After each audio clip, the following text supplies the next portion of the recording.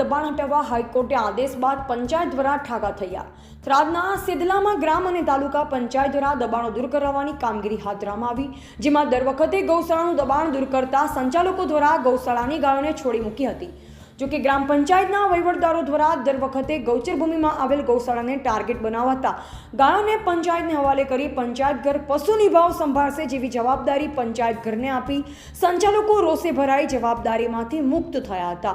અને જેમાં થરાદના સેદલા ગામે અગાઉ પણ ગ્રામ પંચાયત અને તાલુકા પંચાયત દ્વારા દબાણની કામગીરી હાથ ધરવામાં આવી, જેના બાદ આજ રોજ સેદલા ગામે તાલુકા વિકાસ અધિકારીની ઉપસ્થિતિમાં દબાણની કામગીરી હાથ ધરવામાં આવી, જેમાં સૌપ્રથમ ગૌશાળાનું દબાણ દૂર કરવાની કામગીરી કરાઈ, જેમાં સંચાલકો સહિત સમગ્ર હિન્દુ ગૌરક્ષકો રોષે ભરાયા।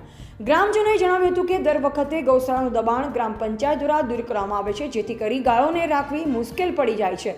જો કે આવી રીતે દર વખતે ગૌશાળાનું દબાણ દૂર કરાય છે તો હવે પછી ગાયોને ગ્રામ પંચાયત દ્વારા રાખવામાં આવશે, જેથી કરી ગ્રામ પંચાયતને પણ ધ્યાનમાં આવે। સેદલા ગામના અરજદાર દ્વારા રજૂઆત કરતા ગ્રામ પંચાયત અને તાલુકા પંચાયત દ્વારા દબાણની કામગીરી હાથ ધરવામાં આવી, જેમાં જેસીબી મશીન અને પોલીસ બંદોબસ્ત સાથે કામગીરી કરવામાં આવી હતી। પત્રકાર વિશાલભાઈ પ્રજાપતિ, થરાદ, બનાસકાંઠા।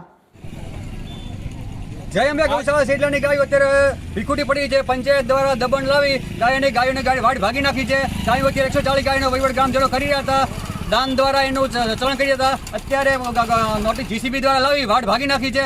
ગ્રામજનો સર્વ ગાયો મૂકી પંચાયતને સુપ્રત કરી ગ્રામજનો સૌ ઘરે જઈ રહ્યા છે। ગાયની જવાબદારી સંપૂર્ણ એમની રહેશે। 140 ગાયો છે અત્યારે જય અંબે ગૌશાળા સેદલા। બોલો અંબે માત કી જય।